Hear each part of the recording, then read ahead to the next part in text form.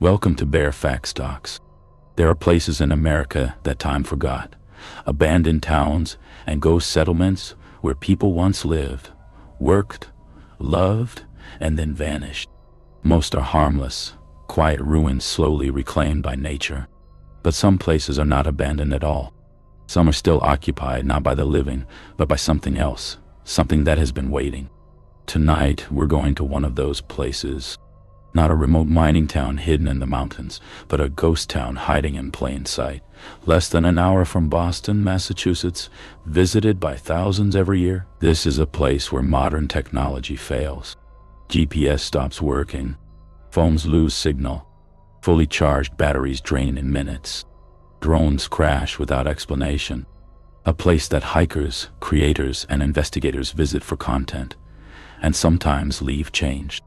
This place is Dogtown, Massachusetts, an abandoned settlement buried deep in forest and stone. No buildings, no main street, just ruins, cellar holes, and history that never fully died.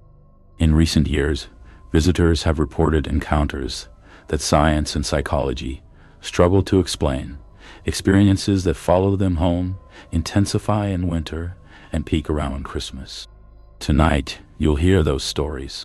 Let's start with our stories today. Subscribe before we descend any deeper. The Solo Campers 3 Nights, December 20 to 23, 2023. Sound of tent zipper, modern camping gear rustling, footsteps on frozen ground, a woman's voice speaking into a camera microphone. Okay guys, here we go. Night 1 in Dogtown, December 20th, 2023. 4:47 p.m. Dogtown Common Trail, Gloucester, Massachusetts. Sarah Chen adjusted her GoPro camera, her breath visible in the cold December air, and smiled at the lens. What's up, wilderness warriors? It's your girl Sarah, and I'm about to do something I've been planning for months. A solo 3-night winter camping trip in Dogtown, Massachusetts, one of the most supposedly haunted forests in New England. Sarah was 28 years old, a wilderness survival instructor from Portland, Oregon, who'd built a successful YouTube channel. Wilderness Warrior Sarah, 187,000 subscribers, documenting solo camping trips in challenging locations. She specialized in winter camping, primitive survival skills, and debunking haunted outdoor locations. She'd camped alone in forests across the country. The Pacific Northwest rainforests, the Appalachian Mountains, the deserts of Nevada. She'd spent nights in locations rumored to be haunted: the Bridgewater Triangle, the Pine Barrens, Skinwalker Ranch, adjacent lands. She'd never experienced anything she couldn't explain rationally. Dogtown would be no different, she was sure. So, quick background, Sarah continued, walking along the trail toward her chosen campsite. Dogtown was abandoned in the 1830s. Local legend says the last inhabitants were witches who cursed the land before they died. Paranormal investigators claim it's one of the most active haunted locations on the East Coast. And Christmas season is supposedly when the hauntings peak. She laughed. Spoiler alert, I don't believe in ghosts. I believe in cold weather psychology, infrasound from wind patterns, and the power of suggestion. So I'm going to spend 3 nights here, December 20th through 23rd, just before Christmas, and document everything with 6 cameras, audio recorders, and scientific equipment. If there's something here, we'll find it. If not, we debunk another legend. She reached her campsite, a small clearing near the ruins of what her historical map identified as Tammy Younger's homestead, one of the last inhabited cabins in Dogtown. All that remained was a rectangular cellar hole, about 12 feet by 15 feet, lined with stacked stones. The chimney base was still visible, and nearby, one of Roger Babson's carved boulders loomed, the one marked Truth. Perfect spot, Sarah said, setting down her 40-pound pack. Sheltered, water source nearby, historical significance. Let's set up camp. Over the next hour, as daylight faded, Sarah erected her 4-season tent, hung a bear bag. Though black bears were mostly inactive in December, Set up 6 trail cameras in a perimeter around her site, positioned 2 audio recorders, and started a small fire in a portable fire pan to minimize environmental impact. Sarah practiced leave no trace ethics. By 6:30 p.m., full darkness had fallen. Temperature, 28 Fahrenheit, dropping toward a predicted overnight low of 19 Fahrenheit. Sarah cooked a freeze-dried meal, boiled water for tea, and settled into her tent with her sleeping bag, filming a nighttime check-in for her channel. Night 1, Hour 1. Everything is completely normal. It's cold. It's quiet. It's peaceful. I'm going to sleep now. All cameras are recording motion activated, and I'll review footage in the morning. See you tomorrow, warriors. She turned off the camera and tried to sleep. 11:34 p.m. Sarah woke to the sound of footsteps. Slow, crunching on frozen leaves and snow, circling her tent. She lay perfectly still, her heart rate accelerating, listening. The footsteps were close, maybe 10 feet from her tent. They moved in a slow circle, passing behind her, then to the left, then in front, then to the right. A complete circle. Then they stopped. Silence. Sarah waited, barely breathing. And then the footsteps started again. Another circle. Same slow pace. She grabbed her headlamp and flashlight, unzipped her tent as quietly as possible, and looked outside. Nothing. No person. No animal. No movement. But in the beam of her flashlight, she saw footprints in the light dusting of snow that had fallen during the evening. Bare footprints. Human-sized. Adult. Bare feet. In 19 Fahrenheit weather. And they formed a perfect circle around her tent. Sarah's hands shook as she took photos and video of the footprints with her phone. Okay, she whispered to the camera. This is unexpected. These are fresh. I can see them clearly, but there's no one here. I checked all around the tent. And who the hell is walking barefoot in December? She examined the prints more closely with her flashlight. They were detailed. She could see individual toe impressions. The arch, the heel. They were real prints, not faked. But they made no sense. Sarah made a decision. She'd stay. She was here for 3 nights, and she wasn't going to abandon her campsite because of strange footprints. There had to be a rational explanation. Maybe someone was messing with her, knowing she was here, though she hadn't told anyone her exact location. She returned to her tent, zipped it closed, and lay awake for another hour, listening. The footsteps didn't return. Eventually, exhaustion won, and she slept. December 21st, 2023, 6:15 a.m. Dawn. Sarah woke to pale gray light filtering through her tent. She immediately checked her trail cameras. 5 of the 6 cameras had functioning footage, but the 6th, the one position pointing directly at her tent entrance, had died at 11:34 p.m., the exact moment she'd heard the footsteps. The battery was completely drained, despite being fully charged the previous evening. She reviewed footage from the other 5 cameras, and what she saw made her blood run cold. At 11:34 p.m., all 5 cameras captured the same thing. Motion. Something moving through the perimeter, triggering each camera in sequence as it approached her tent. But the cameras didn't show what was moving, just the motion trigger activating. Trees swaying slightly as if something passed by, leaves rustling, but no visible figure. On the audio recorders, she heard the footsteps clearly. They matched what she'd heard in real time. But there was something else on the audio. Breathing. Not her breathing. She'd been holding her breath, listening. This was different. Slower. Raspier. Like someone with damaged lungs. And beneath the breathing, barely audible, a voice. A woman's voice, old and hoarse, whispering in a rhythm that sounded like singing. Sarah isolated and amplified the audio. The words became clearer. Go from me. Go from me. Darkness to the light. Go from me. Go from me.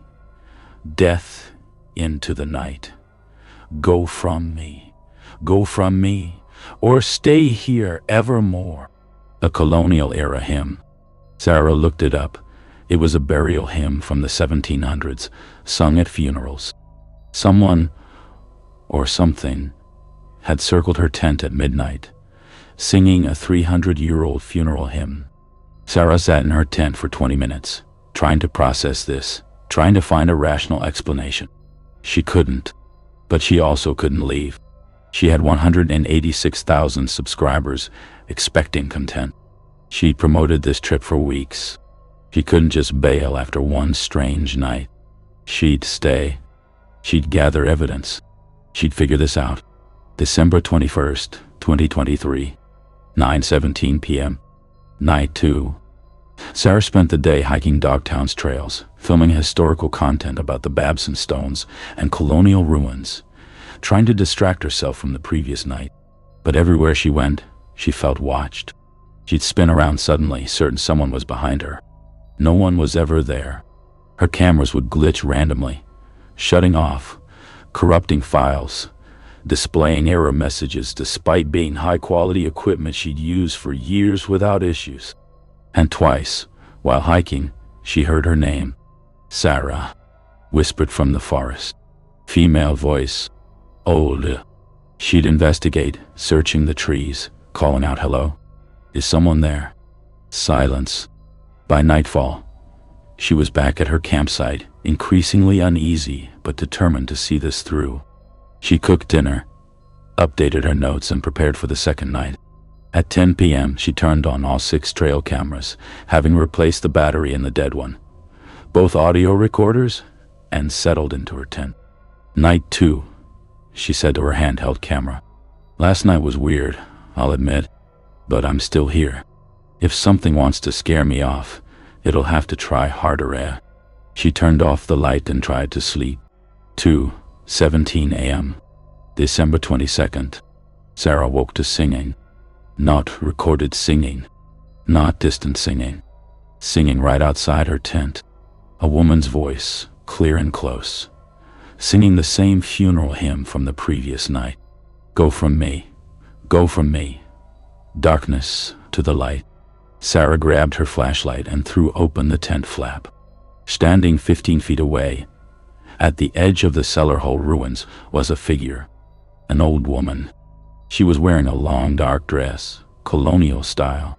Her hair was long, gray, and loose. Her face was gaunt, pale, with dark hollow eye. She was staring directly at Sarah, and she was singing.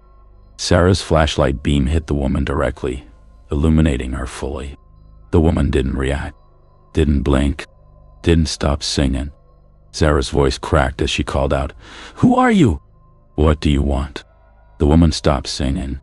She tilted her head slowly, unnaturally far to the side, like a bird examining prey.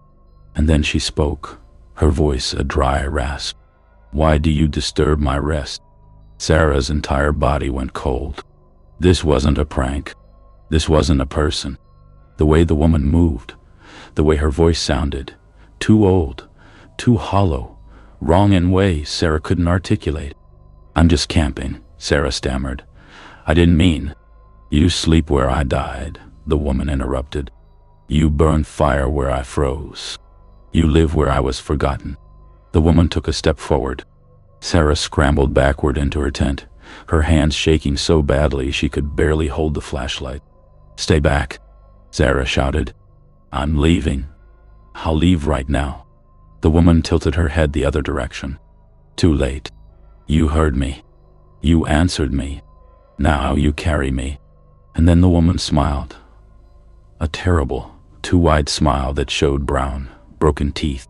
She turned and walked toward the forest, not away from the flashlight beam, through it. And as she reached the tree line, she vanished. Not disappeared behind trees. Vanished, mid-step, as if she'd been erased. Sarah sat frozen in her tent for 10 minutes, hyperventilating, crying, unable to process what she'd just seen. Finally, she made a decision. She was leaving. Now. Immediately. Screw the content. Screw the 3-night plan. She packed her gear in record time, strapped on her headlamp, and started hiking out of Dogtown at 3 a.m. in the dark. The entire 2-mile hike to her car, she heard footsteps behind her, matching her pace. When she'd run, they'd run. When she'd stop, they'd stop. But every time she turned around, nothing was there. She reached her car at 3:47 a.m., threw her gear in the back, and drove straight home to her Airbnb in Gloucester, where she locked every door and window and didn't sleep for the rest of the night. December 24th, 2023. Christmas Eve. Sarah reviewed all her footage and audio from the 2 nights in Dogtown. The trail cameras had captured everything. The figure, the woman, clear as day. The audio had recorded the singing, the conversation, everything. It was all there. Sarah uploaded the footage to her computer to edit for her channel. And then something happened that made her shut down her entire YouTube channel permanently. As she watched the footage of the woman standing at the cellar hole, speaking to her, the woman on the screen slowly turned her head away from Sarah and looked directly at the camera. At the current moment, not the recorded moment. Now. And she smiled and spoke, her voice coming through Sarah's computer speakers. "Hello, Sarah. Thank you for bringing me home." The computer screen went black, and then reflected in the black screen, Sarah saw her. The woman, standing behind Sarah, in her Airbnb rental. Sarah screamed and spun around. No one was there, but on her bed, written in the condensation on the cold window glass, were words, "You carry me now." Sarah deleted her YouTube channel that hour. 187,000 subscribers, 340 videos, 6 years of work. Gone. She deleted all the Dogtown footage. She drove back to Oregon the next day on Christmas, and she has never spoken publicly about what happened. Sarah Chen's channel, Wilderness Warrior Sarah, was deleted on December 24th, 2023. The deletion notice said, "This channel has been removed by the creator." But several subscribers had downloaded clips from Sarah's final Dogtown live updates before the deletion. Those clips, posted to Reddit and paranormal forums, show the barefoot footprints circling the tent clearly visible. Audio of the funeral hymns singing authenticated by historical music experts as a genuine 18th century burial hymn. Partial footage of something near the cellar hole disputed. Some claim it's motion blur. Others claim it's a clear figure. Sarah herself has refused all interview requests. But friends report she moved out of her Portland apartment, stopped camping entirely, and now lives with family in California. And she has a new habit. She sleeps with every light in her house on, because she says when it's dark she still hears the singing.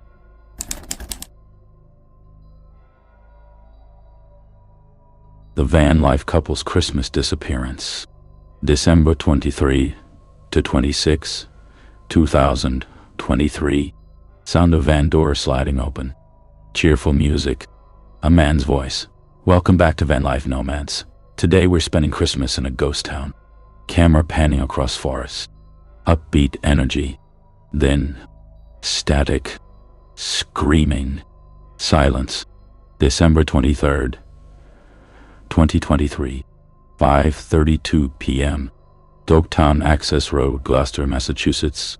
Jake Morrison, 32, turned their 2019 Ford Transit camper van onto the narrow dirt access road leading into Dogtown and grinned at the camera mounted on the dashboard. "All right, Nomad family. We found the perfect free camping spot for Christmas Eve. Look at this. Total seclusion, beautiful forest. And it's right next to one of the most haunted places in Massachusetts, Dogtown." Beside him, his wife Emma, 29, laughed and rolled her eyes good-naturedly. "Jake, you know I don't believe in the ghost stuff. I'm just excited we found somewhere free to park. Have you seen campground prices lately?" Jake and Emma had been living the van life for 18 months, traveling across the United States, documenting their journey on their YouTube channel Van Life Nomads. 312,000 subscribers. And Instagram at Van Life Nomads, 287,000 followers. They'd converted the transit van themselves. Solar panels, composting toilet, full kitchen, queen-sized bed, the works. They funded their travels through sponsorships, affiliate marketing, and a Patreon with 2,400 supporters. They were beloved by their community. Genuine, funny, relatable. They showed the realities of van life. The good, the bad, the uncomfortable truths about living in 80 square feet. And they always spent holidays in interesting locations. They'd spend Thanksgiving at the Salton Sea, 4th of July in Area 51, adjacent lands, Halloween in Salem, Massachusetts. For Christmas 2023, they decided on Dogtown, free camping, close to Gloucester's Christmas lights and restaurants, and, as a bonus for content, the haunted ghost town angle. They had no idea they'd made a terrible mistake. 6:15 p.m. Jake parked the van in a small clearing off the access road, about 200 yards from the Babson stone mark. Help, mother. Emma was already setting up their exterior lights. Battery-powered LED string lights they draped inside and outside the van for festive atmosphere. This is going to make amazing content, Jake said, filming Emma decorating. Christmas Eve in a haunted forest. Our viewers are going to love this. They spent the next hour settling in, cooking dinner, pasta with sauce from their propane stove, editing photos, responding to comments on their recent posts. At 8 p.m., they went live on Instagram for their regular evening check-in stream. Over 3,000 viewers tuned in. Merry Christmas Eve, Nomad family. Jake said to the camera, "We're spending tonight in Dogtown, Massachusetts, an abandoned village from the 1700s that's supposedly super haunted. Emma's already making fun of me for being scared." Emma leaned into frame. "He made me check under the bed for ghosts. In a van, where the under the bed is literally storage boxes." The chat filled with laughing emojis and holiday greetings. They chatted with viewers for 30 minutes, answering questions, showing off their Christmas decorations. A small artificial tree, stockings hung from cabinet handles, and discussing their plans for Christmas Day, exploring Dogtown trails, then driving to Gloucester for a restaurant dinner. At 8:34 p.m., several viewers started commenting the same thing. "There's someone behind your van." "Who's that outside?" "Jake, look behind you." "Is someone else with you?" Jake frowned and turned the camera to show the van's interior. "It's just us guys. Emma and I are alone." "No, outside, through the back window. Someone's standing there." Emma glanced at the back window, a small window in the van's rear doors. It was dark outside. The window reflected the van's interior lights. She saw nothing unusual. "Probably just reflection from our Christmas lights," Emma said. But more comments flooded in and, "It's not a reflection. It's a person, older woman, staring at you. She's not moving, just standing there. This is creepy, Jake. Check outside." Jake stood up, trying to look out the window. "I don't see anything. But hold on, I'll go check." "Don't go outside." Multiple viewers typed simultaneously, but Jake was already opening the side door, flashlight in hand. Emma stayed inside with the camera, showing chat as Jake walked around the van, his flashlight beam visible through the windows. The live stream chat was going crazy. "She's moving. She's following him." Jake, turn around. "Emma, get out of the van." Emma was watching Jake through the window, confused by the comments. Jake was walking normally, checking around the van, seeing nothing unusual. He came back inside after 2 minutes. "Nothing out there, just trees. You guys are trying to spook us for Christmas," Jake said with a grin. But one comment stood out. "Emma, there are handprints on your back door. Child-sized. Like someone was pressing their hands against the glass from inside." Emma turned to look at the back doors, and she saw them. Small handprints, dozens of them, covering the inside of both rear door windows. Smudged, like something,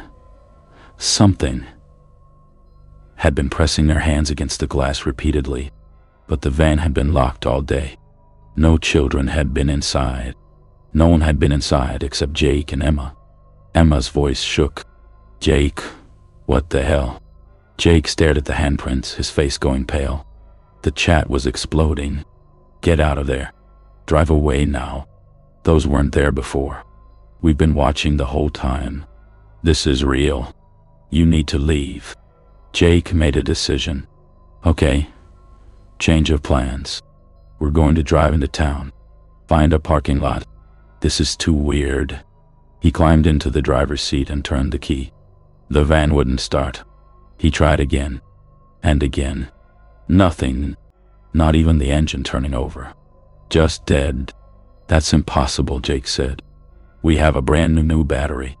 Solar charged all day. This makes no sense." Emma was crying now, staring at the handprints. "Jake, I want to leave. Right now. I'm trying." Jake snapped, frustration and fear creeping into his voice. The live stream was still running. Over 5,000 viewers now, drawn by the chaos. And then every viewer saw the same thing. A face appeared in the rear window. Behind Emma, an old woman's face, pale, hollow-eyed, pressed against the glass from outside, staring at Emma, smiling. The chat erupted. "Emma, behind you. Oh my God. Get out, get out, get out." Emma spun around. The face was gone, but the handprints were spreading. Fresh ones appearing in real time, as if invisible children were pressing their hands against every window in the van. Emma screamed. Jake abandoned the driver's seat, grabbed Emma, and kicked open the side door. They ran into the dark forest. No flashlights, no phones left in the van, no plan, just running. The live stream continued for another 42 seconds, showing the empty van interior, the handprints covering every window, and, according to viewers, shadows moving inside the van, rifling through cabinets, touching their belongings. And then the stream cut out. December 26th, 2023, 11 a.m. Gloucester police received a call from a hiker who'd spotted an abandoned van in Dogtown with its door wide open, engine running impossibly. It had been dead 48 hours earlier, and signs of a struggle. Officers arrived and found the van life nomads, van exactly as described. Inside, Emma and Jake's phones, wallets, keys, all their equipment. Handprints covering every window, from the inside and outside, layered over each other, dozens of them, all small, all child-sized. The van's battery was fully charged. The engine started immediately when police tried it, but Jake and Emma Morrison were gone. A search was launched immediately. K-9 units, volunteers, state police helicopters. At 4:47 p.m. on December 26th, 3 days after they'd entered Dogtown, Jake Morrison was found. He was 8 miles from the van, walking along Route 128, barefoot, wearing only boxer shorts despite the 22 Fahrenheit temperature, bleeding from cuts on his feet and legs, severely hypothermic. He had no memory of the past 3 days. None. He remembered starting the live stream. He remembered hearing viewers say someone was outside. And then nothing. A complete blank until he woke up walking along the highway. At 7:23 p.m., Emma Morrison was found separately, 6 miles in the opposite direction from Jake, in a residential backyard in Rockport. She was fully clothed, uninjured, but catatonic, staring straight ahead, unresponsive to questions, shaking uncontrollably. Both were hospitalized. Jake was treated for exposure, lacerations, and dehydration. He recovered physically within days. Emma remained catatonic for 2 weeks. When she finally spoke, she said only one thing, repeated over and over. They wanted to come home with us. The children. They were so cold. They wanted to come home. The Van Life Nomads channel and social media accounts went dark after December 23rd. The couple did not post any follow-up content. Their Patreon was shut down. Their van was sold. In March 2024, a brief statement was posted to their Instagram. Jake and Emma will not be returning to van life or social media. Thank you for your support. Please respect our privacy. But the most disturbing detail, the one that made national paranormal news, came from Emma's medical records, leaked anonymously to a paranormal investigation website. Emma Morrison, who'd had a complete hysterectomy in 2021 due to cervical cancer, was pregnant when she was found. 4 weeks pregnant, confirmed by multiple tests. Medically impossible. The pregnancy was terminated at Emma's request 3 weeks later. Doctors had no explanation for how it was possible. Emma refused to discuss it. Jake refused to discuss it. The only clue came from Jake's muttered words during a fevered moment in the hospital, recorded by a nurse. She said she'd been pregnant when she died. 1829. Winter. The baby froze inside her. She wanted to feel it again. A child. Growing. Living. She wanted. Jake trailed off and never finished the sentence. The live stream from December 23, 2023 was downloaded by hundreds of viewers before Instagram removed it. It's been analyzed frame by frame by paranormal investigators. The face in the window is clearly visible. Not a reflection. Not a trick of light. A woman's face. Old. Dead. Smiling. And in the final seconds before the stream cuts out, if you turn the volume up all the way, you can hear it. Children laughing. Dozens of children laughing inside the van. The Urban Explorer's Cellar. November 28, 2024. Sound of footsteps on fallen leaves. Camera shutter clicking. A man's voice. Okay, this cellar hole is way deeper than the others. Wait, is that a door? Scraping stone. A door creaking open. Silence. Then, oh my God, what is this place? November 28, 2024. 2:17 p.m. Dogtown Commons Trail, Gloucester, Massachusetts. Marco Williams crouched at the edge of a cellar hole he'd never seen documented in any Dogtown historical records, and his urbex instincts were screaming that he'd found something significant.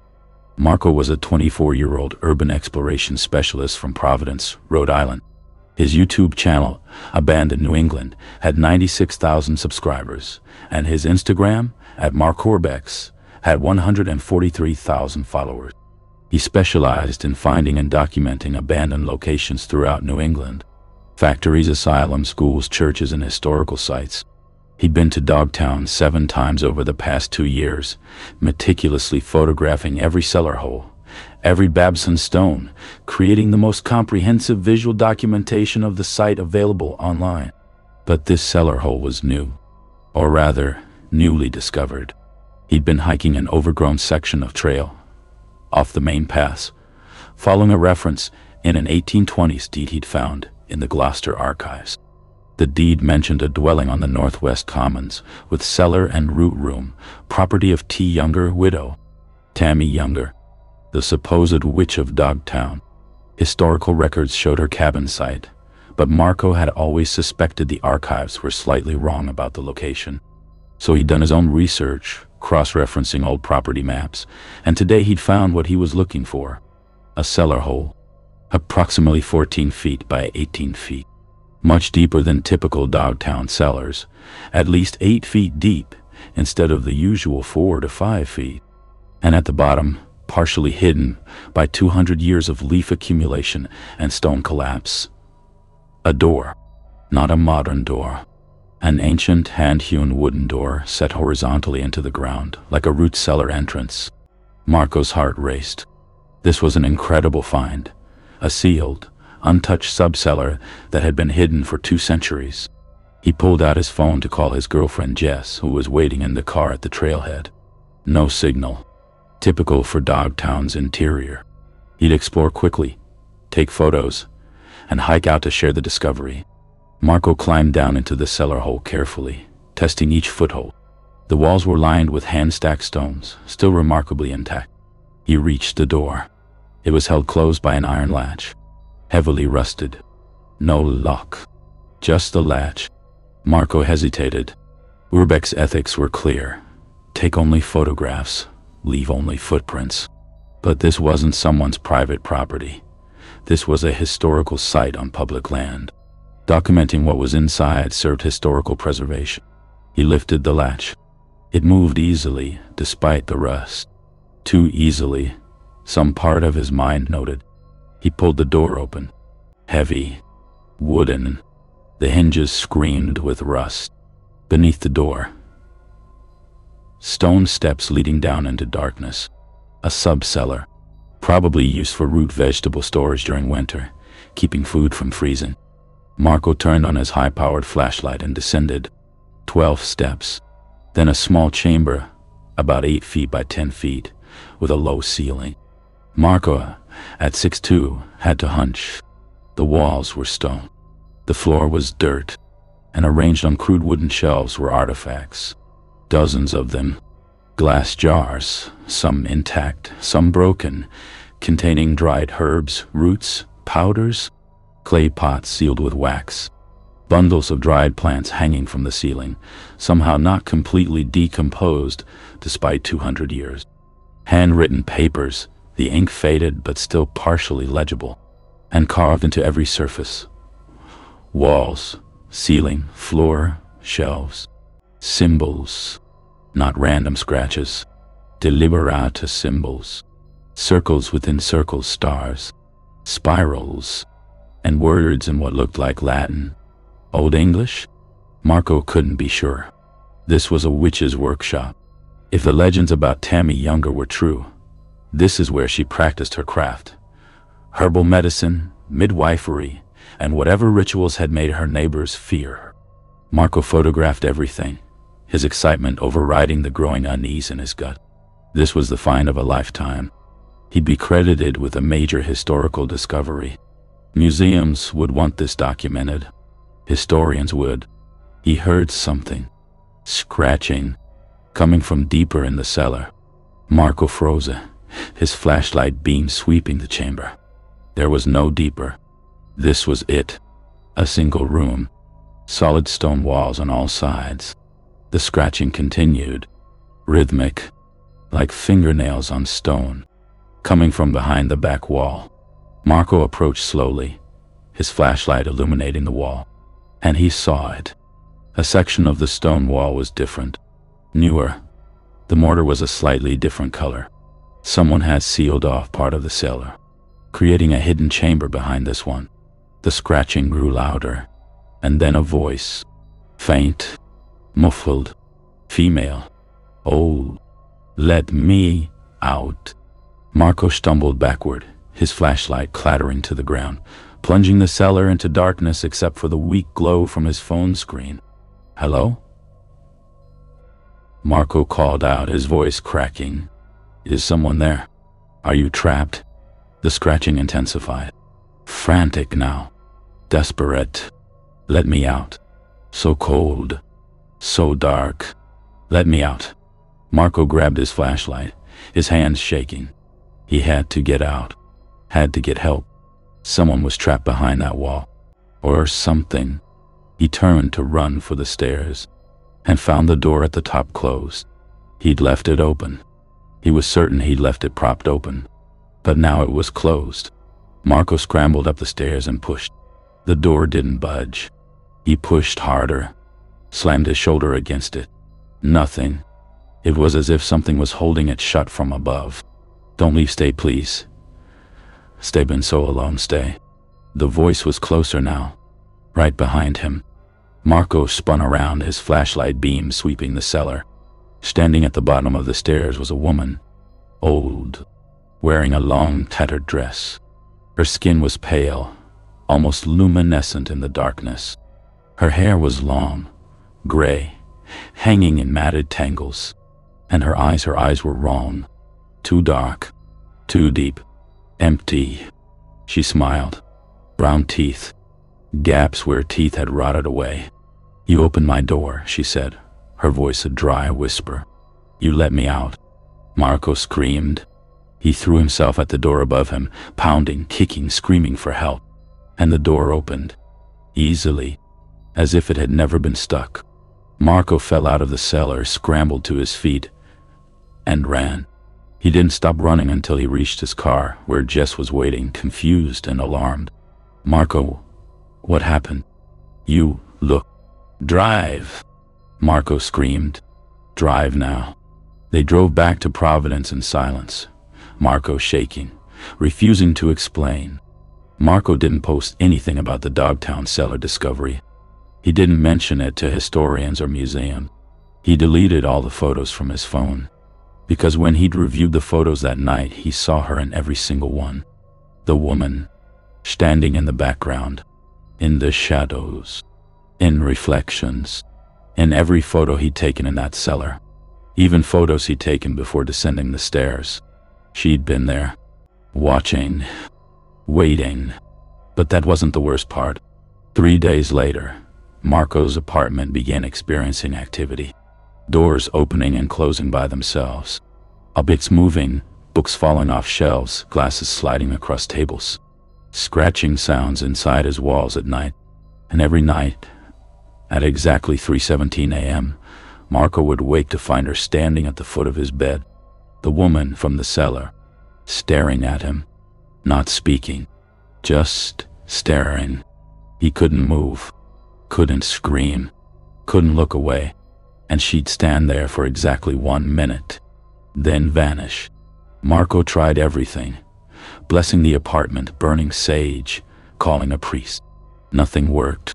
Finally, in desperation, he drove back to Dogtown. He found the cellar hole. He climbed down, and he returned everything he'd taken. Not photographs, physical items. He pocketed several small artifacts without realizing it during his panic. A small glass vial, a carved wooden token, a piece of paper with writing on it. He left them on the shelves in the subcellar, and he spoke aloud. "I'm sorry. I didn't mean to disturb you. Please, please leave me alone." Silence. And then, from the darkness behind the sealed wall, her voice. "You let me out. Now I walk. Thank you." The activity in Marco's apartment stopped that night, but Marco himself was never the same. His friends and girlfriend noticed the change. He became withdrawn, jumpy, paranoid. He stopped doing urban exploration. He stopped posting to social media, and he developed a strange habit. He spoke to himself constantly, quietly, under his breath. But when friends asked what he was saying, he'd claim he wasn't speaking, until his girlfriend recorded him one night while he slept, and heard what he was saying over and over in a voice that didn't quite sound like his own. "Let me out. Let me out. Let me out." In a woman's voice. Old, dry, dead. Marco and his girlfriend broke up 2 weeks later. She couldn't handle it. Marco still lives in Providence, but people who know him say he's not himself. He speaks differently sometimes, uses words that don't fit modern vocabulary. He knows things he shouldn't, historical details about colonial New England, herbal medicine, old folk practices. And when asked how he knows these things, he just smiles, a sad, distant smile, and says, "She tells me." The Trail Runner's Shadow. October 31st, 2024. Sound of running footsteps on dirt trail. Heavy breathing. GPS watch beeping. Then a second set of footsteps, matching pace perfectly. A man's voice, panicked. "What the hell is following me?" October 31st, 2024. Halloween. Pictures. 6:15 a.m. on Dogtown Trails, Gloucester, Massachusetts. David Park's GPS running watch beeped, indicating mile 8 of his planned 22-mile training run. Target pace, 8:15 per mile. Actual pace, 8:12. Good. Heart rate, 152 BPM. Zone 3. Comfortable. Elevation gain, 847 feet. Perfect hill training.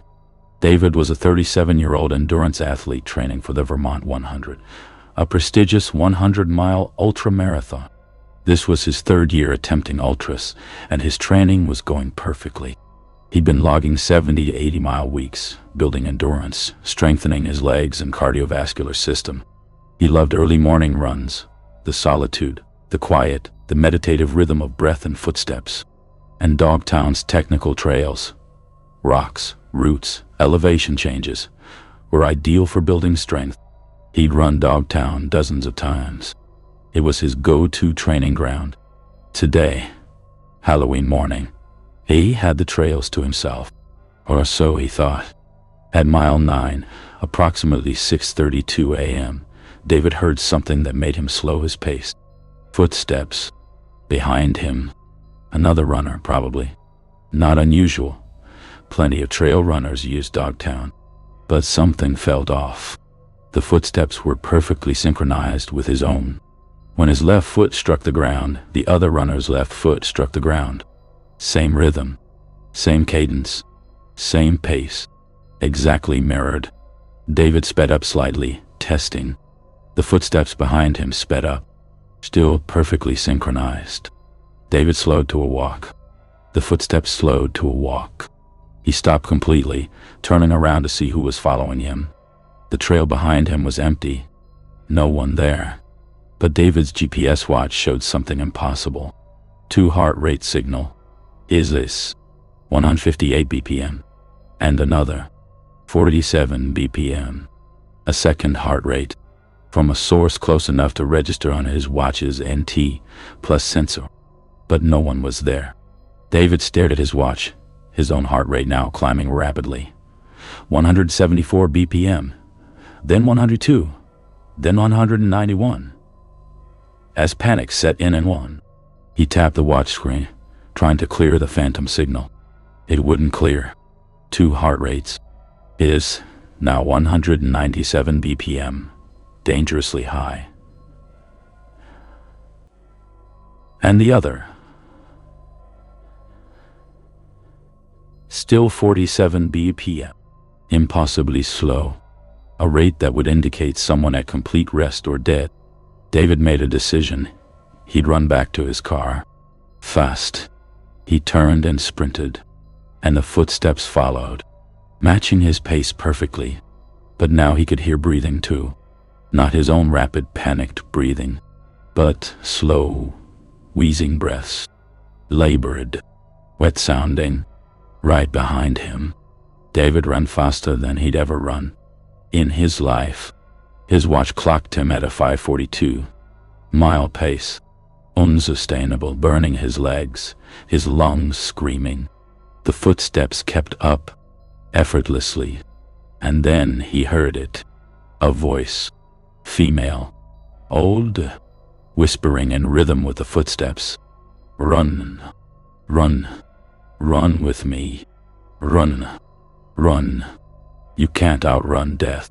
David risked a glance backward while running, and saw her, a figure, keeping pace with him, maybe 20 feet behind, an old woman, running, impossibly fast, her legs moving in a blurred, wrong way, her face pale, her mouth open, her eyes locked on him, and she was smiling.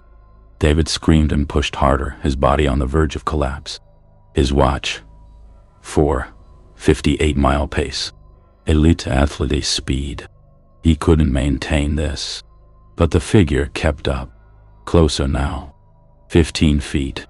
Run, run. Can't escape. 10 feet. David saw the trailhead parking lot ahead. His car. Salvation. 5 feet. He could hear her breathing, wet, rattling, wrong. He reached his car, fumbled with the key fob, threw himself inside, and slammed the door. And she stood outside the driver's window, staring at him, smiling. Her face was inches from the glass. David screamed again and started the engine. But before he could shift into drive, she spoke, her voice muffled through the glass but clearly audible. You run. Every week. Same trails, same pace. I match you. Every time. You never noticed. Until now. I've been running. With you. For months. And then she vanished. Not walked away.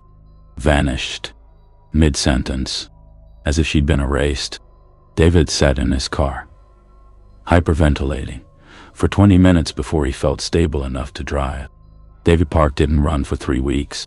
When he finally resumed training, he avoided Dogtown completely. But the most disturbing part, the part that he still can't explain, came when he reviewed his running data. His GPS watch had tracked his routes for the entire year. Every run, every mile, every route. He pulled up his Dogtown runs and overlaid them on a map. And what he saw made him sick.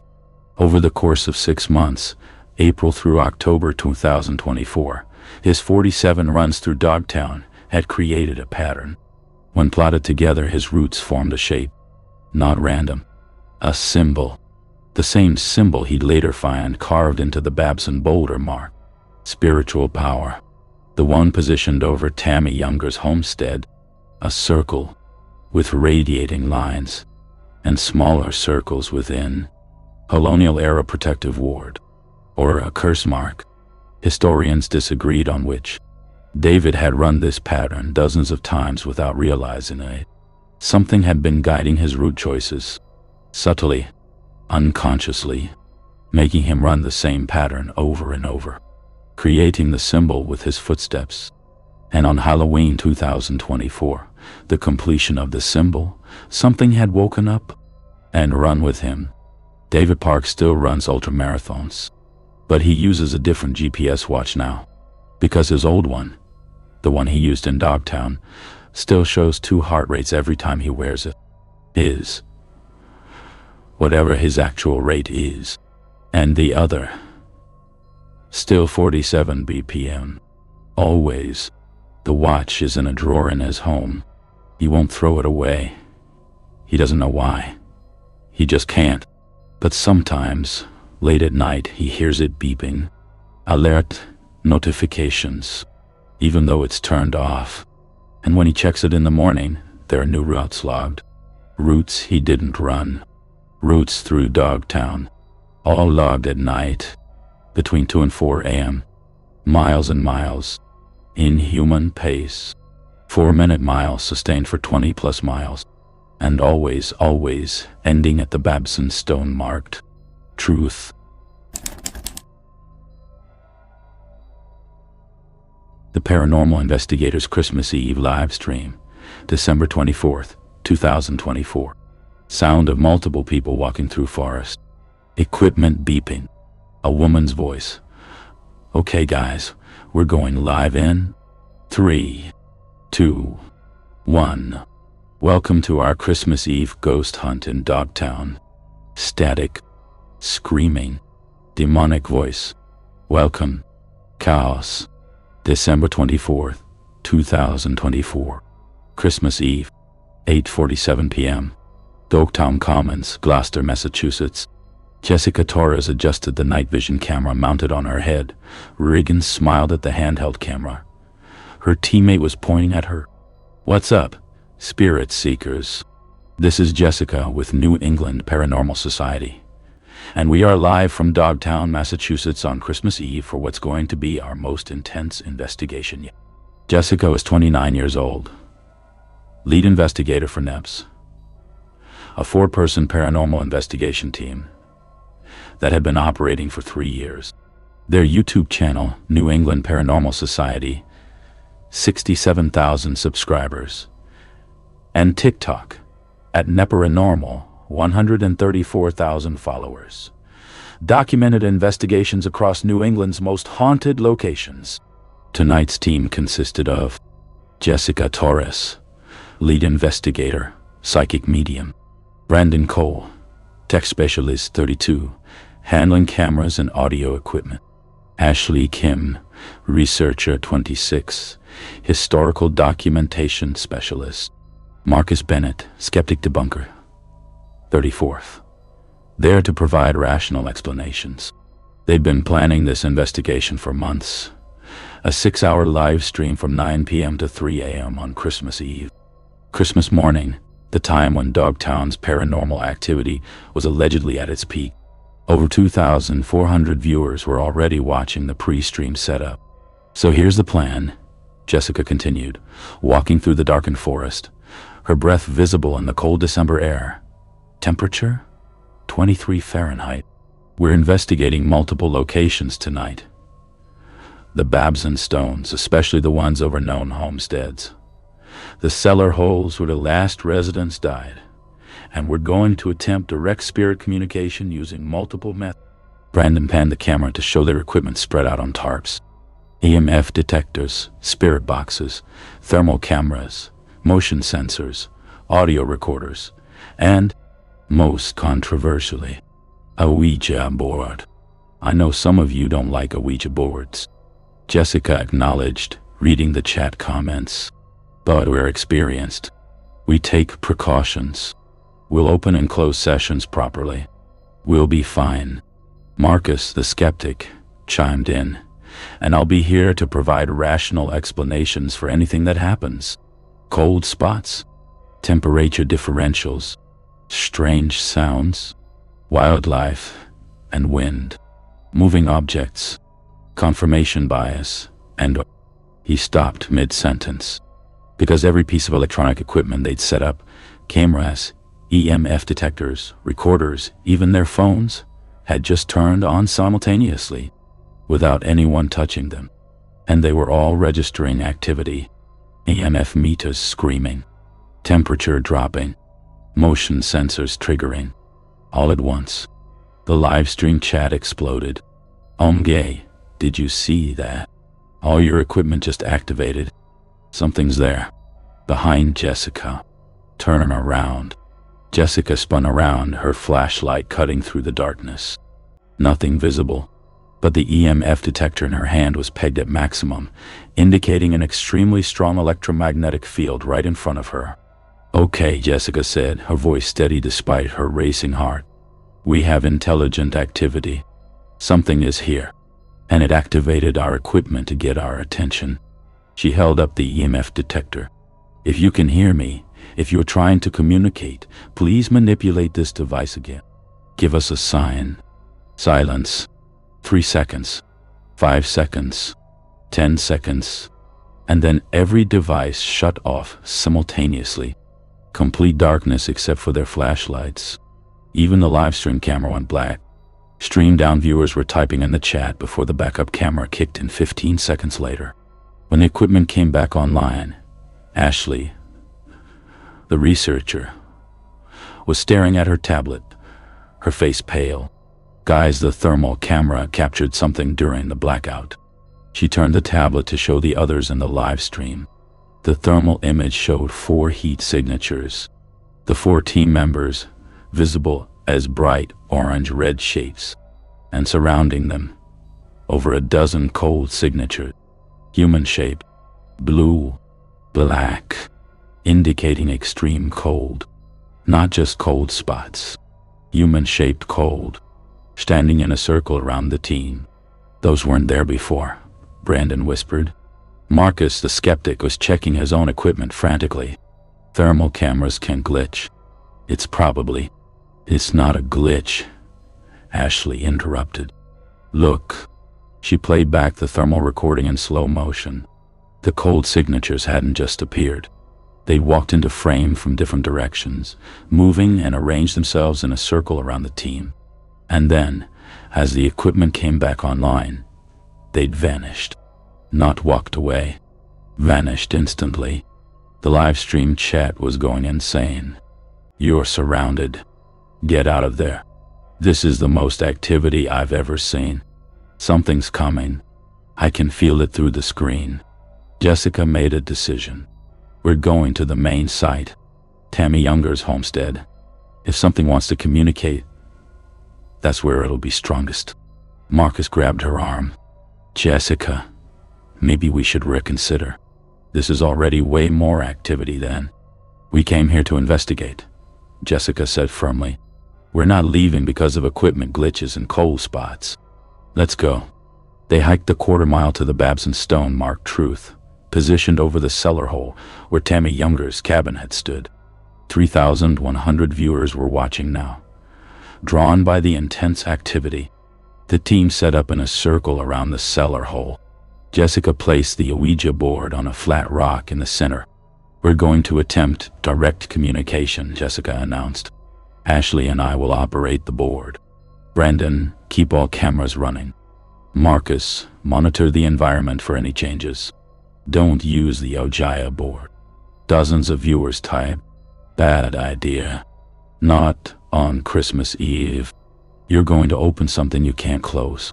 But Jessica and Ashley had already placed their fingers on the planchette. "We invite any spirits present to communicate with us," Jessica said clearly. "We mean no disrespect. We're here to listen, to understand, to help if we can. Please, if you're here, move the planchette." Silence. Wind rustling through bare trees. Temperature, 21 Fahrenheit. Dropping. Nothing happened for 2 full minutes. And then the planchette moved. Slowly. To the letter T. Then A. Then M. "Tammy." Jessica's voice was shaking now. "Tammy? Are you Tammy Younger?" The planchette moved to yes. "How did you die?" "COLD. Were you alone?" ALWAYS. "Is this your home?" "Was me." "Do you want to tell us something?" The planchette began moving faster, spelling out words rapidly. DIEDCHRISTMAS. "You die on Christmas." YES 1829. "Christmas 1829. What happened?" SNOWBUR. IEDOOR. "The snow buried your door. You were trapped." NOONECAMA. "No one came to help you." NOONECARED. Jessica felt tears forming. The sadness in this communication was overwhelming. "I'm so sorry. That's horrible." The planchette moved again. PREGNANT.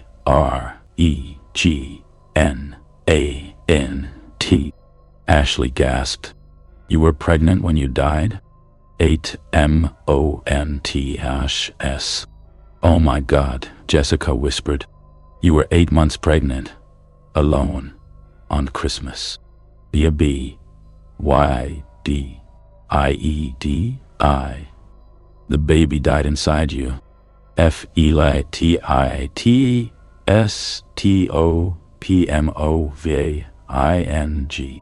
The horror of this, feeling your unborn child die inside you while you froze alone on Christmas, was almost too much to bear.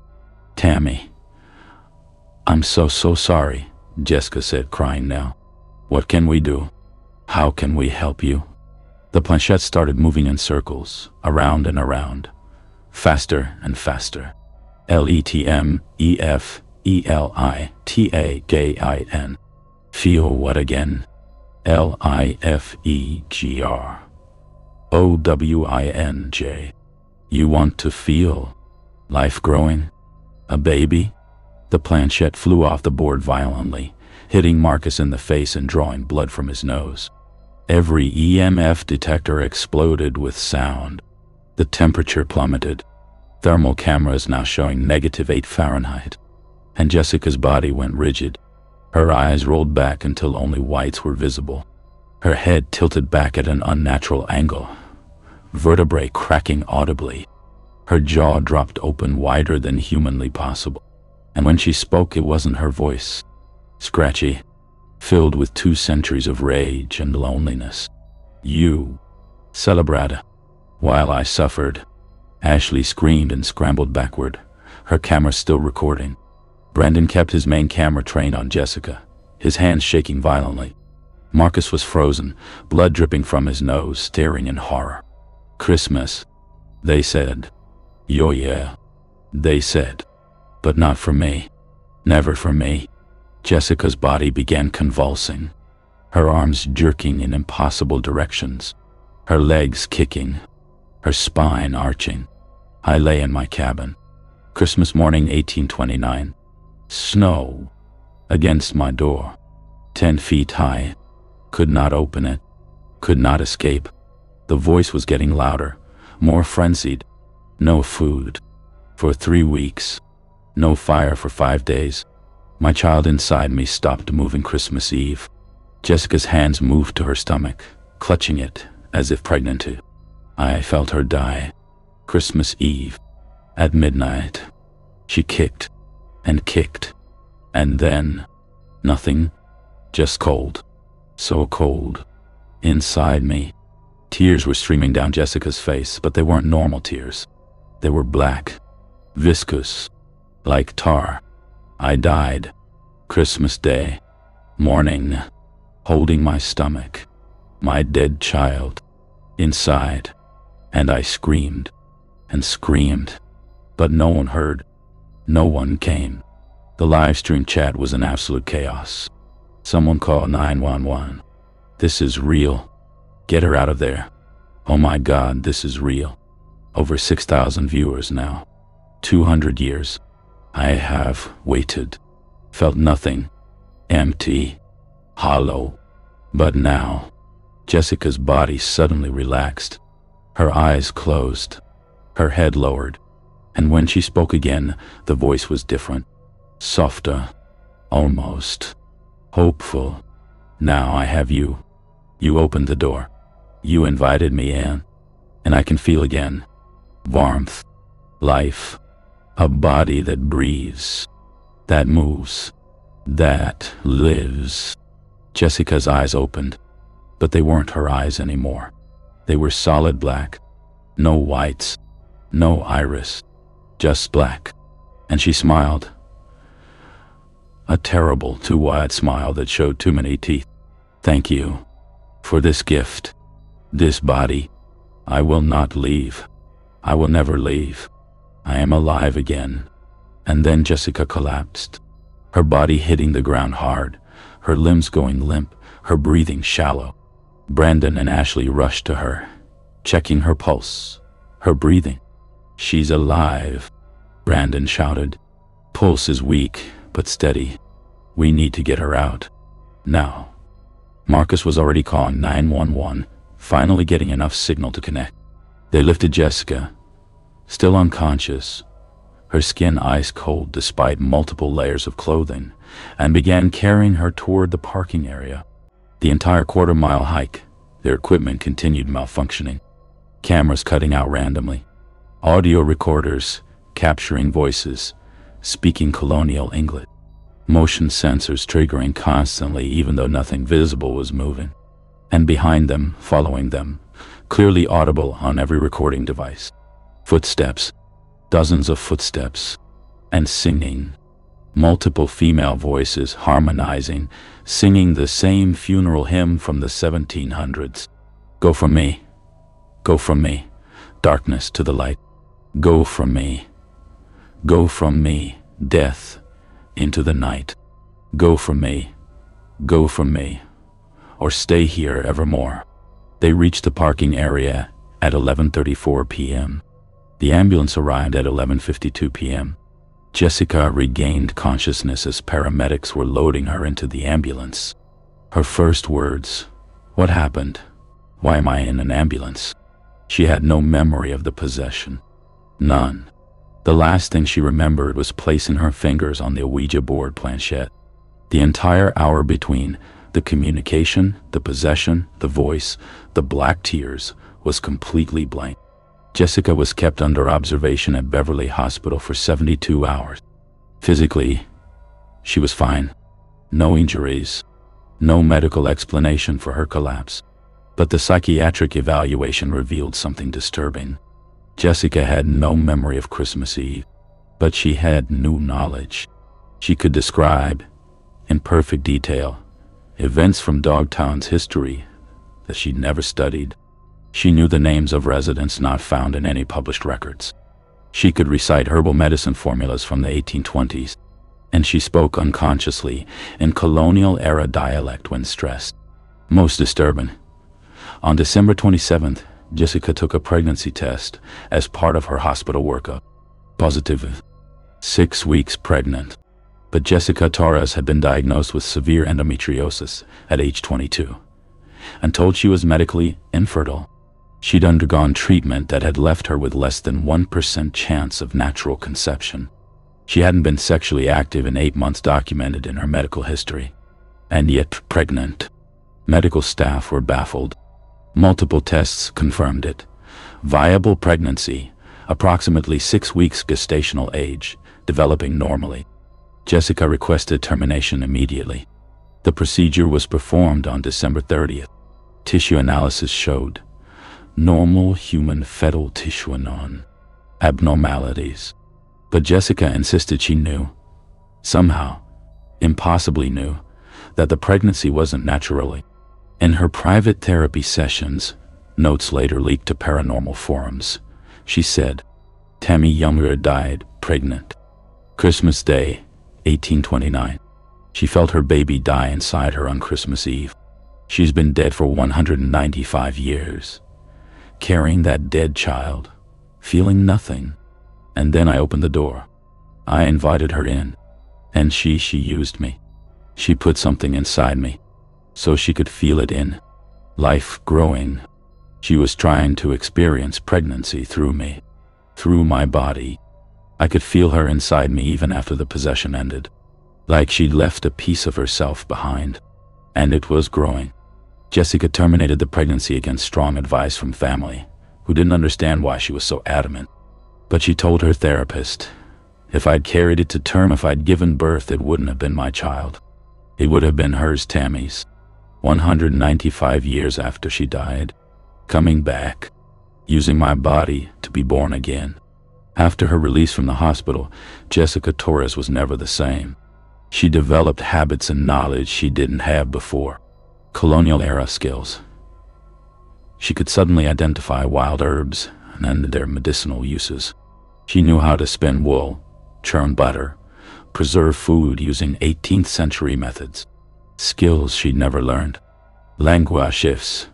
When stressed or sleeping, she spoke in colonial era dialect. Her roommate recorded her multiple times. Jessica, asleep, having full conversations in a voice that wasn't hers, using phrases like wouldst thou and prithee, and discussing events from the 1820s as if she'd lived them 20s. As if she'd lived them. Memory bleeding. She experienced vivid flashbacks, memories that weren't hers. Being trapped in a cabin. Snow piled against the door. The terrible cold. The hunger. The baby inside her stopping movement. Dying alone on Christmas morning. But these weren't nightmares. They felt like memories. Real, lived experiences. The pregnancy residue. Even after the termination, Jessica's body continued showing signs of pregnancy for weeks. Elevated hormones. Morning sickness. Her abdomen slightly distended. Doctors had no explanation. Eventually the symptoms faded, but Jessica swore she could still feel something inside her.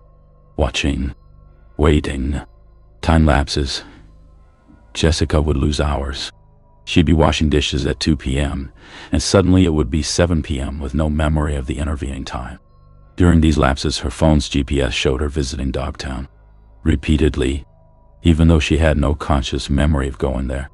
New England Paranormal Society posted a public statement on December 26th. Last night's investigation resulted in a serious medical emergency for our team. Jessica is recovering, but we've made the difficult decision to cease all paranormal investigations indefinitely. We went too far. We were careless. We opened something we couldn't close. Please learn from our mistake. Some doors should never be opened, especially on Christmas Eve, especially in Dogtown. The Christmas Eve livestream footage was made private at Jessica's request, but not before over 400,000 people had watched it, and not before hundreds had downloaded and re-uploaded it to other platforms. The footage has been analyzed frame by paranormal experts. The possession is clearly documented. Jessica's body movements, voice, and behavior were not consciously controlled. The black tears were analyzed by multiple experts. One viewer claimed to be a chemist and requested samples, none available. Based on video analysis, the substance appeared to be extremely high in iron content, consistent with very old, coagulated blood. The thermal imaging showing human-shaped cold signatures surrounding the team has been authenticated as unmanipulated. Audio analysis of the singing voices captured over 40 distinct female voices, harmonizing in period-accurate colonial hymns. The footage is considered by many paranormal researchers to be the most compelling evidence of possession ever captured on live stream. Present day, January 2025. Jessica Torres no longer does paranormal investigation. She moved out of Massachusetts entirely, relocating to Vermont, where she now works as a librarian in a small town.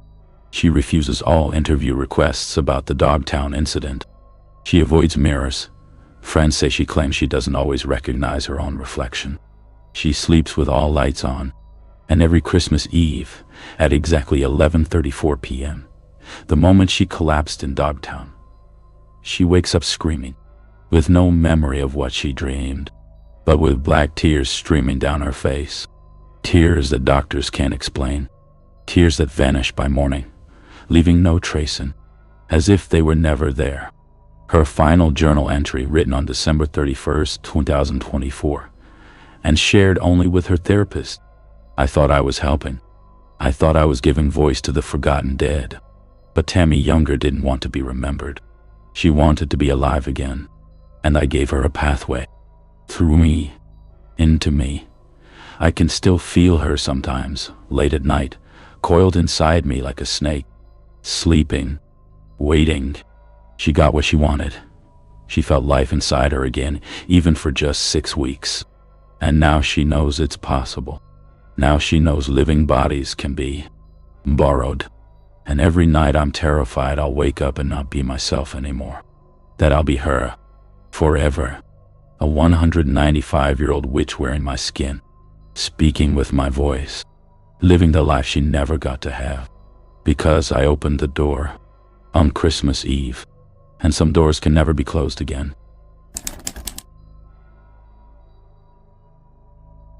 The drone photographer's impossible footage. August 17th, 2024. Sound of drone propellers whirring. Controller beeping. A man's voice. Okay. Ascending to 200 feet for aerial shots. Wait. What the hell are those buildings? Drone signal disrupting. Static. Crash. Silencing.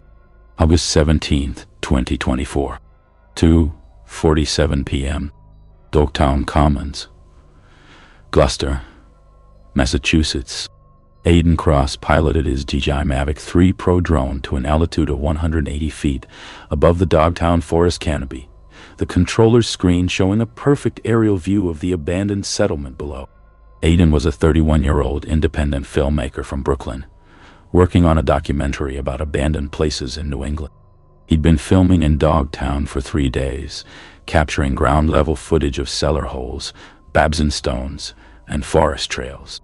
Today was his final day of shooting aerial drone footage to establish the scope and layout of the historical site.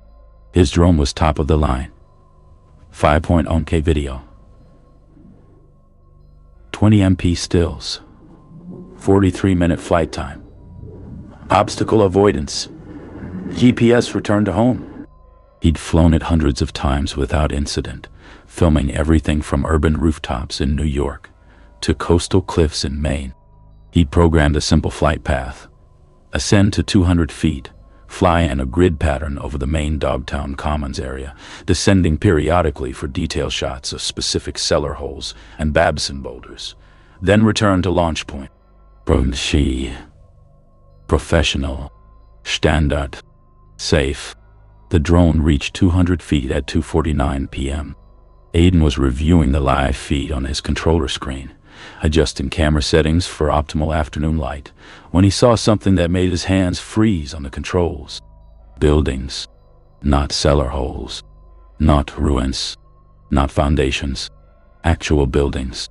Standing buildings, intact structures, dozens of them, wooden cabins, barns, a church with a white steeple, a building that looked like a general store or tavern, all arranged along clearly defined streets, forming a complete colonial-era village, and smoke rising from chimneys, multiple chimneys, and people, tiny figures visible in the streets below, walking, moving, living their lives.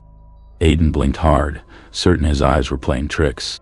He was looking at modern Dogtown, the 2024 abandoned forest. There were no buildings. There hadn't been buildings for 195 years. But the drone's camera didn't lie.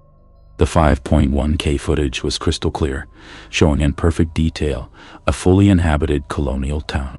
"What the hell?" Aiden muttered, his voice barely a whisper. He zoomed the camera in, activating the drone's 7x hybrid zoom capability. The detail became overwhelming. He could see the wooden buildings clearly now. Hand-hewn logs, stone chimneys, thatched and shingled roofs. He could see clothes hanging on lines, gardens with vegetables growing, chickens scratching in yards, a horse tied to a post, and the people, men in breeches and waistcoats, women in long dresses with aprons and bonnets, children running and playing, all dressed in clothing from the late 1700s or early 1800s. Aiden's mind was racing. This was impossible. Completely, utterly impossible. He checked his drone's GPS, confirmed location, Dogtown Commons, Gloucester, Massachusetts, exact coordinates matching his planned flight path. He checked the timestamp, August 17th, 2024, 2:51 p.m. He checked the video feed again, still showing the colonial village. "This has to be a glitch," Aiden said aloud, trying to rationalize what he was seeing. "Video corruption. Some kind of, I don't know, interference pattern creating false images." But the feed was stable, clear, smooth, no static, no artifacting, no signs of digital corruption. And then something happened that made Aiden's blood run cold. The people in the village below started looking up. Not just one or two, all of them. Dozens of tiny figures, all simultaneously stopping what they were doing and turning their faces skyward, toward the drone, toward Aiden's camera. And then they started waving. Slowly, all of them in perfect unison. Wave, pause, wave, pause, wave. Not friendly waves, not greetings, but beckoning waves. "Come down, come closer, join us." "No, no, no," Aiden said, his voice shaking now. "This isn't real. This can't be real." He tried to pilot the drone back to the home point, pulling back on the right control stick. Nothing happened. The drone didn't respond.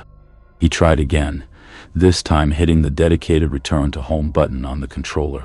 The button flashed red. Command not accepted. "What the hell?" Aiden shouted, frantically pressing buttons. The drone was descending on its own, slowly, steadily, ignoring every command Aiden was inputting. The controller showed full battery 87%, full signal strength, 5 bars, no errors, no warnings. But the drone was completely unresponsive to manual control. It was descending autonomously, straight down, directly toward the center of the impossible colonial village. 180 feet, 160 feet, 140 feet. Aiden hit the emergency stop button, a failsafe that should cut power to the motors and force the drone to auto-rotate to ground. Nothing. The drone continued its controlled descent. 120 feet, 100 feet. The camera was still transmitting. Aiden could see the village growing larger, more detailed, more real with every foot the drone descended. And the people were still waving, still beckoning. 80 feet. Aiden could see their faces now, pale, too pale, like wax or corpses.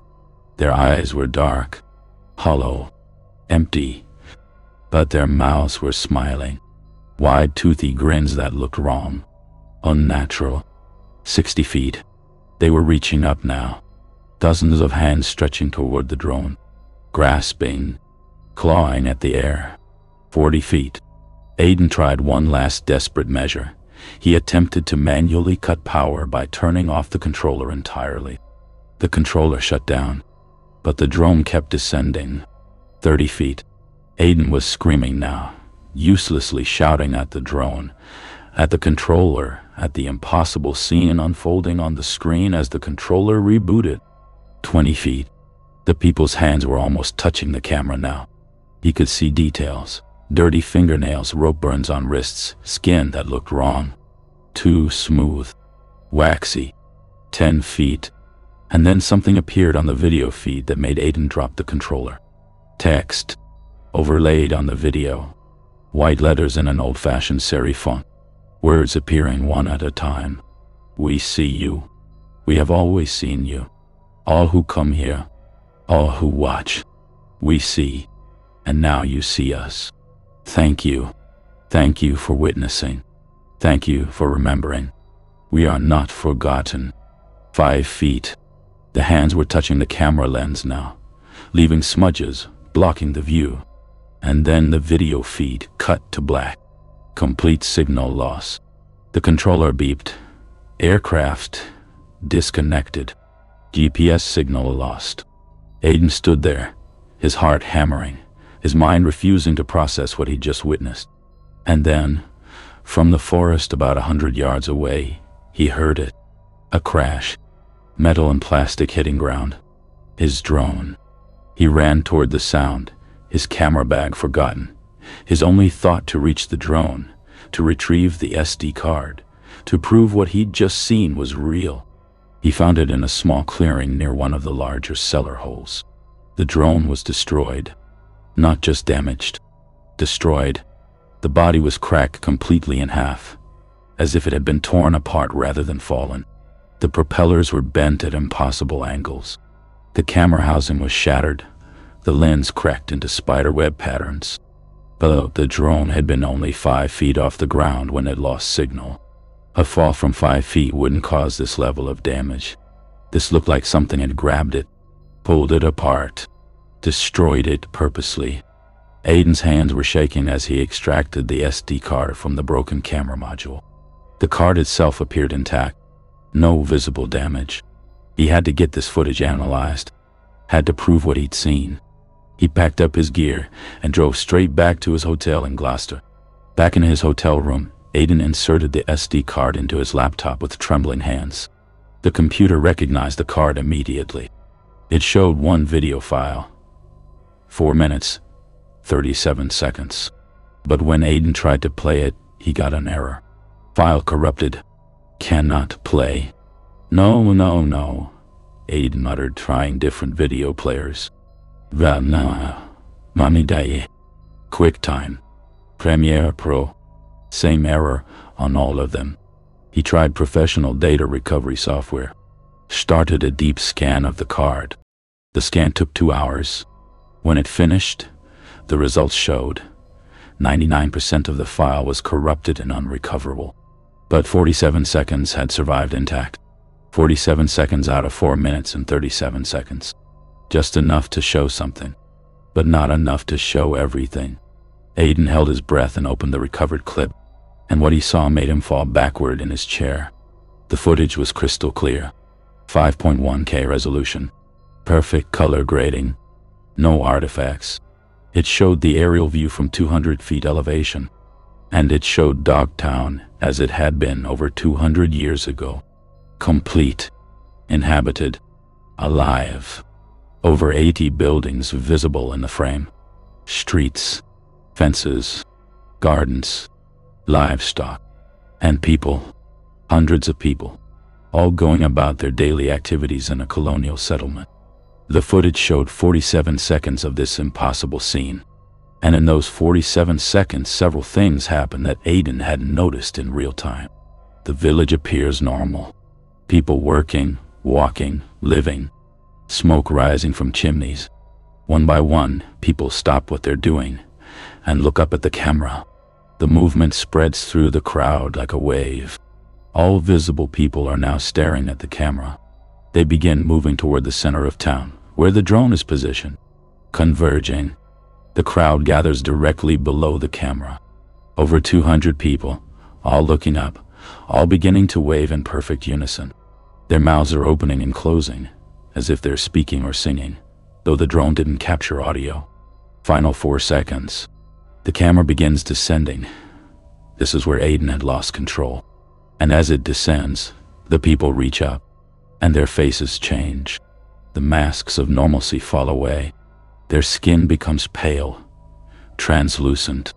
Their eyes turn black. Their mouths open too wide, showing too many teeth. They're not people. They're something else. Something wearing human shapes. And in the final second before the footage ends, text appears overlay on the video. Come home. And then the footage ends. Aiden sat in his hotel room staring at the screen, his mind completely unable to process what he was seeing. This was impossible. But he had evidence. 47 seconds of 5.1K footage showing something that couldn't exist. He had to share this. Had to get it analyzed by experts. Had to prove that something in Dogtown was real. He uploaded the clip to his private Vimeo account, password protected, and shared it with 3 colleagues. A video forensics expert, a paranormal researcher, and a fellow documentary filmmaker. All 3 had the same reaction. This can't be real. But if it's fake, it's the most sophisticated hoax they'd ever seen. The forensics expert, a woman named Dr. Sarah Brennan, who'd worked on criminal cases analyzing surveillance footage, sent Aiden a detailed report. I've analyzed this footage using every technique available. Frame-by-frame examination, metadata analysis, codec verification, temporal consistency checks, shadow angle analysis, motion tracking. I can find no evidence of digital manipulation. The file appears to be authentic footage from a DJI Mavic 3 Pro, recorded on August 17, 2024, at the stated GPS coordinates. The shadows match the sun angle for that location and time. The camera movement is consistent with drone flight patterns. If this is a hoax, it would require resources far beyond what an independent filmmaker would have access to. We're talking Hollywood-level CGI, with period-accurate historical research, all seamlessly integrated. My professional opinion: either this is the most expensive indie film hoax ever created, or you captured something genuinely anomalous. The paranormal researcher was more direct. This is the most compelling footage I've seen in 30 years of research. If it's real, and I believe it is, you've captured evidence of what we call a residual haunting or stone tape phenomenon, where traumatic events are somehow recorded in the environment and play back under specific conditions. But this is stronger than any residual haunting I've ever documented. The entities are aware. They see the camera. They interact. This is intelligent, conscious, and very, very dangerous. Within 48 hours of Aiden sharing the footage with his 3 colleagues, it had leaked. Someone, Aiden never found out who, had copied it and uploaded it to YouTube, then Reddit, then TikTok, then Twitter. It went viral. Over 2 million views in the first week. News outlets picked it up. Paranormal TV shows wanted to interview Aiden. Skeptics called it an elaborate fake. Believers called it proof of life after death. The video became one of the most analyzed pieces of paranormal footage in history. 3 weeks after the footage went viral, Aiden started receiving messages. Anonymous messages on every platform where he had a presence. YouTube, Instagram, Twitter, email. At first, they were simple warnings. Delete the footage. You should not have shown this. They are angry. Aiden ignored them, assuming they were trolls or people trying to scare him. But then the messages became more frequent and stranger. You have given them what they wanted. For 200 years they have been forgotten. Now they are seen. Now they are remembered. And they can return. And then the messages started arriving in colonial era English. Thou hast done what we could not. Thou hast made us visible. Thou hast given us form. We are coming home. Aiden reported the messages to platform administrators. Most of the accounts were suspended for harassment, but new accounts kept appearing, sending the same messages. And then Aiden noticed something that made his blood run cold. The IP addresses. He had a tech-savvy friend trace the IP addresses of the email messages. They all originated from the same location, Gloucester, Massachusetts. Specifically, GPS coordinates within Dogtown, which was impossible. There was no internet infrastructure in Dogtown, no cell towers close enough for signal, no Wi-Fi, no way for someone to send emails from that location. But the messages kept coming, every night, at exactly 3:17 a.m., for 2 weeks straight, until Aiden finally broke down and deleted the footage. He removed it from his Vimeo account. He sent DMC a takedown request to every platform hosting it. He issued a public statement saying the footage had been a misunderstanding, a technical glitch, nothing paranormal, and the messages stopped. But it wasn't over. 1 week after Aiden deleted the footage and issued his retraction, he woke up at 3:17 a.m. to find his laptop open on his desk. He knew he'd shut it down before bed. He was absolutely certain. But now it was on, the screen glowing in his dark bedroom displaying a video file he didn't recognize. Felaname, thank you. .amp4. File size, 1.73 GB. Runtime, 8 hours, 12 minutes. Created date, August 17th, 2024, 2:47 p.m. The exact moment his drone had reached 200 feet altitude. Aiden's hands were shaking as he clicked on the file. And what he saw made him understand that everything, the drone flight, the footage, the viral video, the messages, had been leading to this moment. The video showed his bedroom, his actual bedroom in his actual apartment in Brooklyn, from the perspective of someone, or something, standing at the foot of his bed. Night vision footage, green-tinted, crystal clear. The timestamp in the corner showed it had been recording since 11 p.m. that night, for over 4 hours while he slept. And he wasn't alone in the video. Standing around his bed, arranged in a circle, were figures, dozens of them, colonial-era clothing, pale faces, dark eyes, all staring at him, all watching him sleep for 4 hours, not moving, not speaking, just watching. Aiden felt vomit rising in his throat. Someone, something, had been in his bedroom while he slept. 4 hours. He fast-forwarded through the video, his heart hammering. 12 a.m. The figures still watching. 1 a.m. Still watching. 2 a.m. Still watching. 3 a.m. Still watching. At 3:17 a.m., they all smiled simultaneously and waved, that same slow, beckoning wave from the drone footage.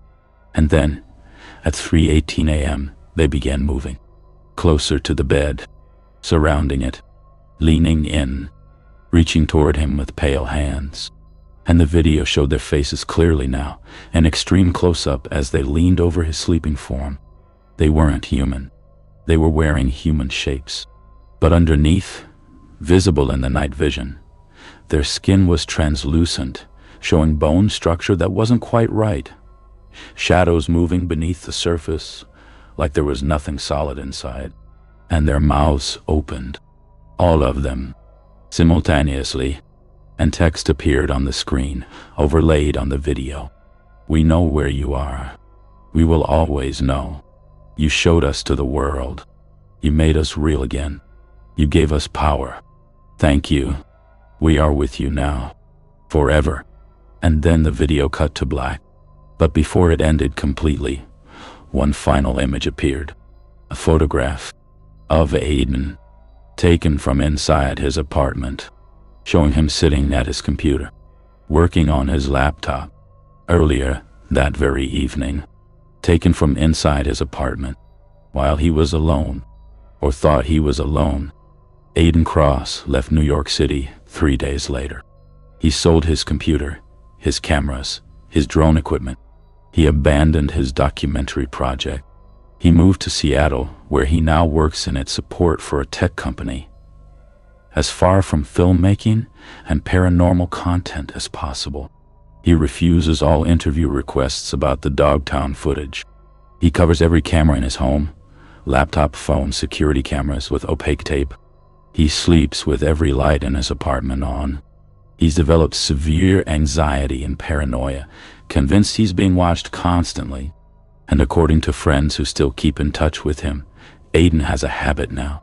Every night before bed, he walks through his entire apartment, every room, every closet, under every bed, looking for figures that he insists are there, even though no one else can see them. And when asked what he's looking for, he says, "The ones from Dogtown. They followed me home. They're here, in my apartment, standing in corners, watching from doorways. They're always watching, because I showed them to the world, and now they won't leave me alone. They're waiting for something. I don't know what, but they're waiting, and I'm terrified that one night I'll wake up and realize I'm not me anymore, that they've taken me, replaced me, that I'll become one of them, another ghost, another forgotten soul.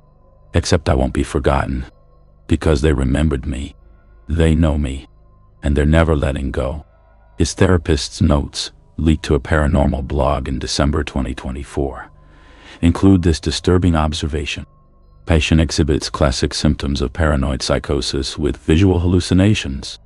However, I've reviewed the video evidence he claims drove him to this state, the 47-second drone footage, widely available online. As a mental health professional, I should dismiss it as coincidence or hoax, but I can't, because I've also received messages on my personal email at 3:17 a.m. from IP addresses in Gloucester, Massachusetts, telling me to stop treating him, telling me he belongs to them now. I'm referring him to another provider, because I'm starting to see them too, standing in my office, when I'm alone, watching, waiting. This isn't psychosis. This is something else, something that spreads, like an infection, through observation, through attention. The more you look at them, the more they can look back. And once they see you, you can never be unseen again. The therapist quit her practice 2 weeks later and moved out of state. The 47-second footage is still online. Copies exist on hundreds of servers, despite Aiden's attempts to delete it. Over 10 million people have watched it, and hundreds have reported the same phenomenon. After watching the footage, they see figures in their peripheral vision, standing in doorways, reflected in mirrors, visible in photographs they don't remember taking, and messages at 3:17 a.m. every night in colonial era English from impossible locations, all saying the same thing. Thank you for watching. Thank you for seeing us. We are real again, because you made us real, and we will never forget you. Because in August 2024, Aiden Cross's drone camera captured something that hadn't been seen in 195 years. A town full of the dead, who wanted to desperately to be remembered, to be acknowledged, to be real again. And by showing them to millions of people, by proving they existed, by making the world witness them, Aiden gave them exactly what they wanted. He made them visible. And visibility is power. And power is life. Or something close enough to life that it doesn't matter anymore. Because the dead of Dogtown are back. Not in their forest. Not in their ruins. But in our devices. In our screens. In our cameras. In every computer that played that 47-second video. In every phone that displayed their faces. They're in the wires now. in the signals, in the digital spaces where we live our modern lives, watching us through every lens, every screen, every camera, forever watching, forever waiting, forever hungry for more. The Witchwoods, remember, Dogtown, Massachusetts, less than an hour from Boston, a 45-minute drive from millions of people living their modern lives, scrolling through phones, posting to social media, capturing every moment on camera, open to the public, free to visit. Thousands do every year. Hikers seeking beautiful trails, campers wanting wilderness experience, urban explorers documenting abandoned ruins, trail runners training for races, van lifers looking for free overnight parking, paranormal investigators chasing ghosts, drone photographers capturing aerial footage. Most leave with nothing more than photos, tired muscles, and a sense of having touched history. Most, but not all. In the past 2 years, 2023 and 2024, 6 people learned what locals have known for generations but rarely speak about. Dogtown isn't abandoned. It never was. The women who died there, accused witches, ostracized outcasts, forgotten widows, they never left. They've been waiting for 200 years, waiting for someone to notice them, to acknowledge their suffering, to remember their names. And modern technology, our cameras, our GPS devices, our drones, our live streams, our social media, has finally given them what they needed: attention, witnesses, proof they existed. And once the dead are witnessed, once they're acknowledged, once they're seen, they can reach back. Sarah Chen went to Dogtown to debunk legends. She left traumatized, deleted her life's work, and still hears singing every night in the darkness of her California home. Jake and Emma Morrison live-streamed Christmas Eve for content. They were found days later, miles apart, with no memory of what happened. Emma was pregnant despite medical impossibility. The child was never born, but something was trying to use her body to be born again after 195 years. Marcus Williams found a sealed cellar containing a witch's workshop. He opened it. Something followed him home. Now he speaks in voices that aren't his, with knowledge he shouldn't have, as if something else is living inside him, looking through his eyes, speaking with his tongue. David Park was chased by something that matched his pace for miles. His GPS watch still logs midnight runs through Dogtown. Routes he never ran, distances impossible for human endurance, ending always at the same location, the stone-marked truth. Jessica Torres invited spirits to communicate on Christmas Eve. One accepted the invitation. It possessed her on live stream, spoke through her mouth, and left something behind. A pregnancy that shouldn't have been possible. A connection that can't be severed. A presence that still wakes her screaming every Christmas Eve at 3:17 m.m. Aiden Cross captured 47 seconds of footage showing colonial Dogtown in full habitation. He shared it with the world. Millions saw it. And by being seen, the dead became visible again. They're in our devices now, in our screens, in every computer that played that video. Watching back, waiting.